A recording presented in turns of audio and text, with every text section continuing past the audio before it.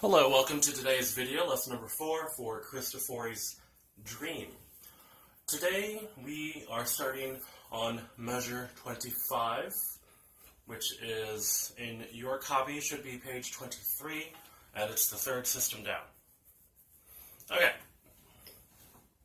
so we are continuing on with this motive, and this rhythmic motive and melodic motive that Mr. Lanz has introduced at the beginning of the music. Continuous triplet eighth notes.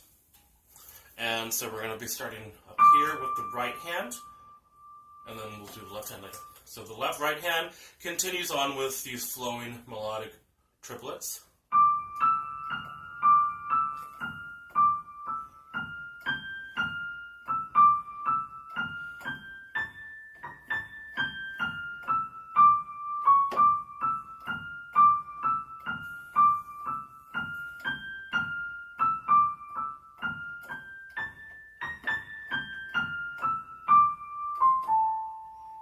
We're going to work up until about measure 32.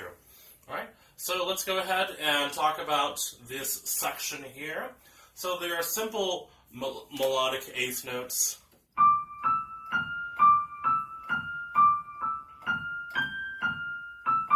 Continuing with that eighth, dotted eighth, 16th rhythm as well.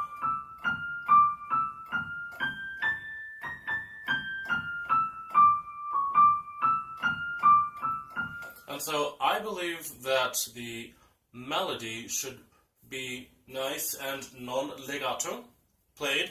Also, I believe that the dynamic should remain the same throughout this piece. This is actually a build-up to something coming up in the later section that will be discussed in another lesson. Okay, so let's practice that section together. 1, 2, 3, ready, and go.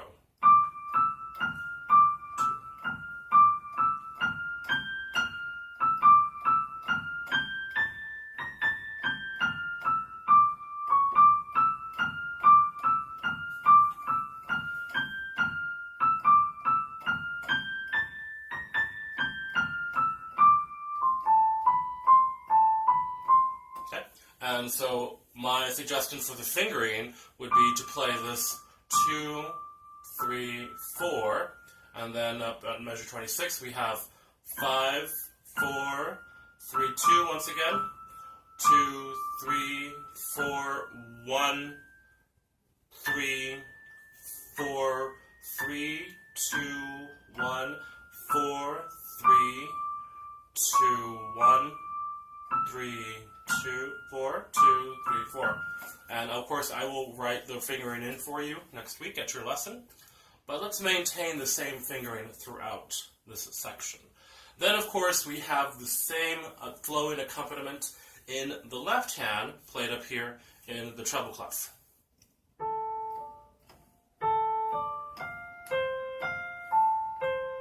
Always maintaining each note exactly the same volume, so that not one note sticks out above the other.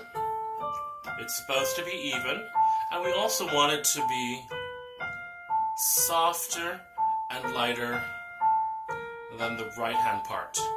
Okay? So that's the same as before, nothing new there. Okay, let's put them both together now. This is the first time where we're actually playing triplets together for both hands. There is the temptation to make it sound the same as though they're simply harmonic intervals played together, but not so. The right hand should still be louder than the left hand. Here we go. 1, 2, 3, ready, and go.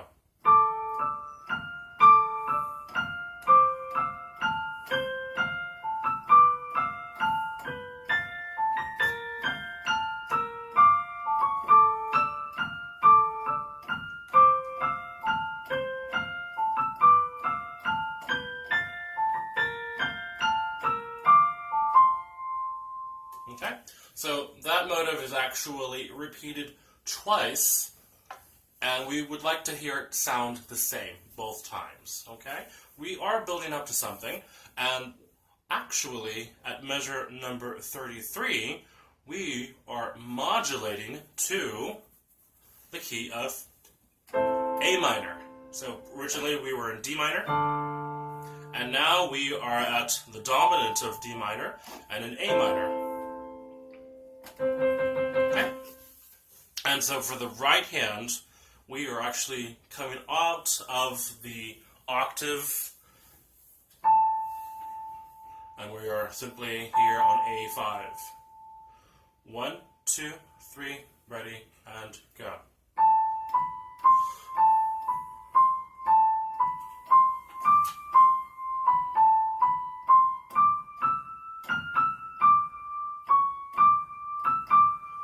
So it sounds as though the melody, or that motive, which was repeated in those previous measures, was going to happen here again, except it was cut short and cadenced back into D minor.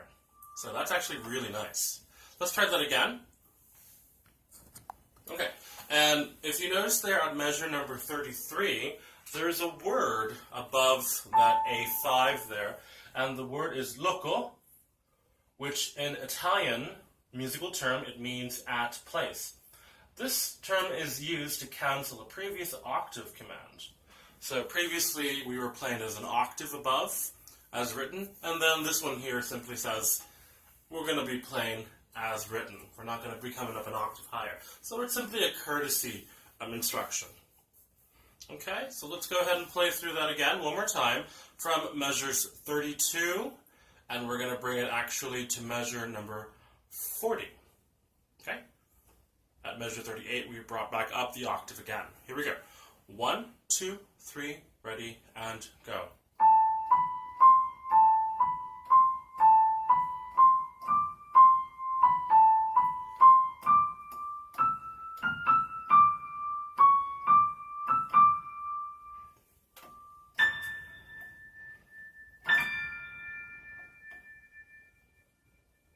Okay? And for the left hand, the accompaniment is simply been transposed to A minor. So let's go ahead and check out that left hand part. Here we go. 1, 2, 3, ready, and go.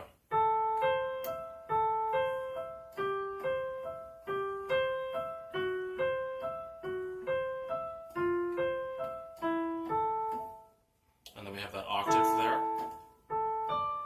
And back to that one.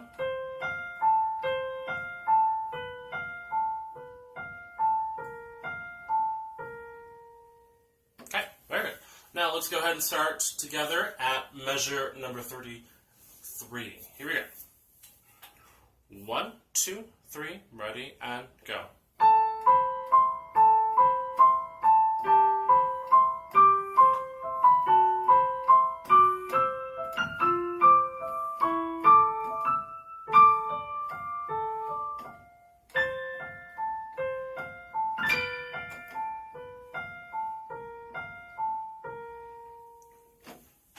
So the purposes, in my opinion, of measures 33 to 36 sound like a build-up. It's building tension, but then it cadences back to D minor.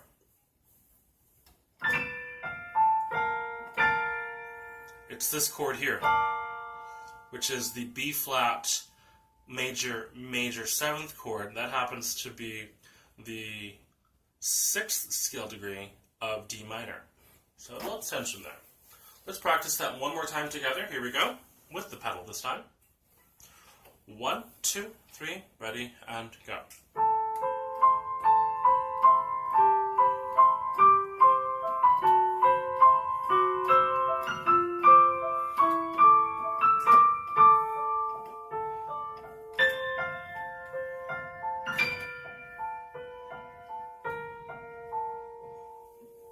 In my opinion, when we start at measure number 33, we want to maybe bring the volume a little bit louder.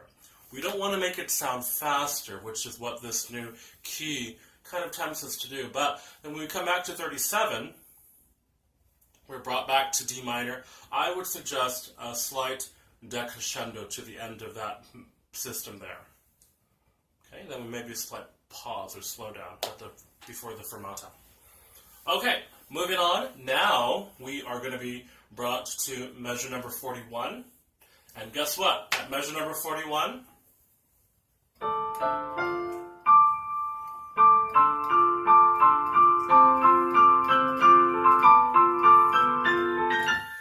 it's exactly what we were doing at measure number 25, except just as we did at the beginning, we are adding another note to harmonize that melody.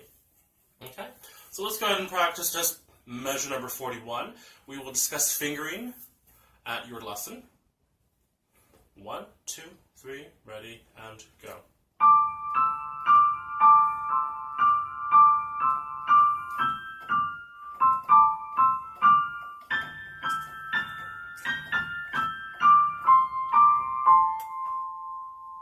Okay, that's that small section to measure number 44 once again.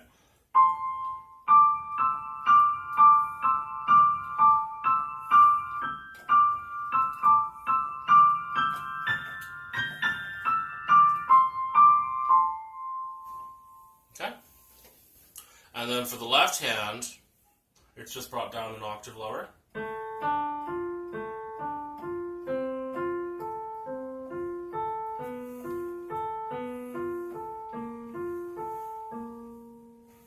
Which is usually what the left hand is playing, just brought down an octave. Okay, and then we'll bring them both together. Here we go. Building more tension with these added harmonic notes. Here we go. 1, 2, 3, ready, and go.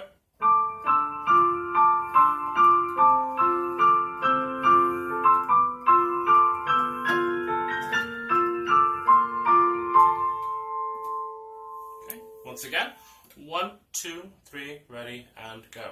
Bring out the right hand.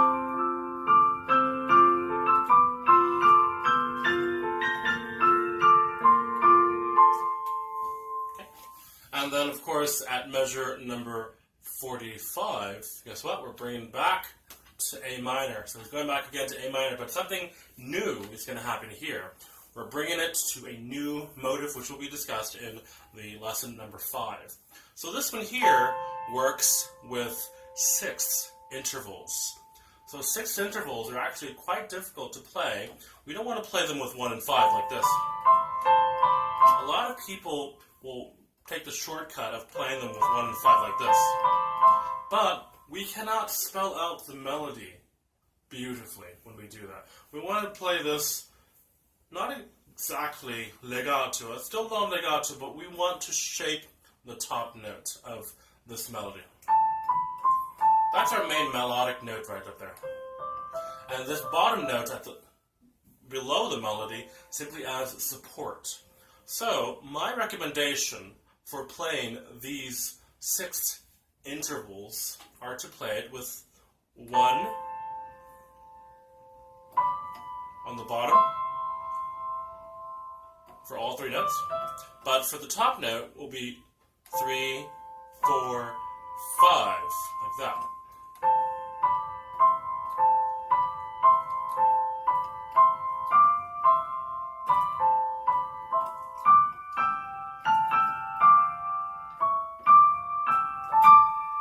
Just like that. Let's try that again. So we're shaping the top note .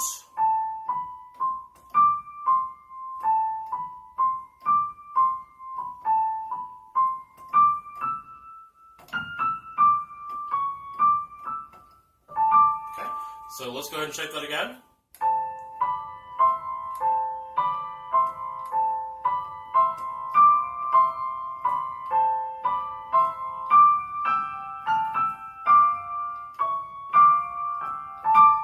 So we do need to jump a few times, but remember we're simply shaping the top note, which is our melody. In other words, the top note should come out more than the bottom note, okay?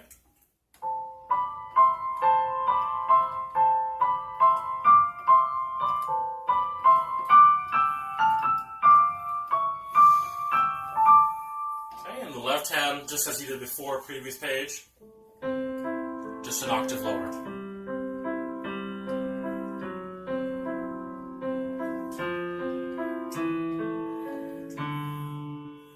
And we'll end there on beat number 1 of measure number 49. Okay, let's do that both hands together. Here we go. 1, 2, 3, ready, and go.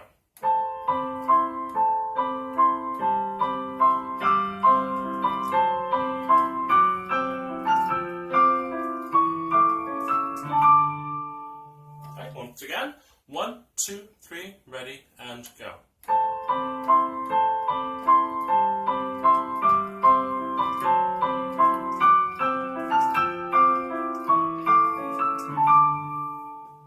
Okay, let's put it all together from the beginning of measure number 25 until that measure there. Here we go. 1, 2, 3, ready, and go.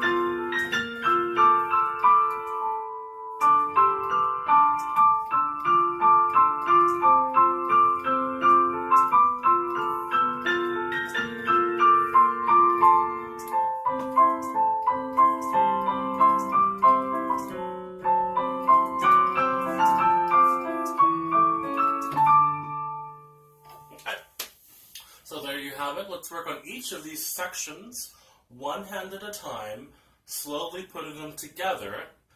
Remember, keep the right hand, that which plays the melody, a little bit louder than the accompaniment. That is what needs to sing the most in this piece. Alright, so good luck, and we'll see you at next lesson.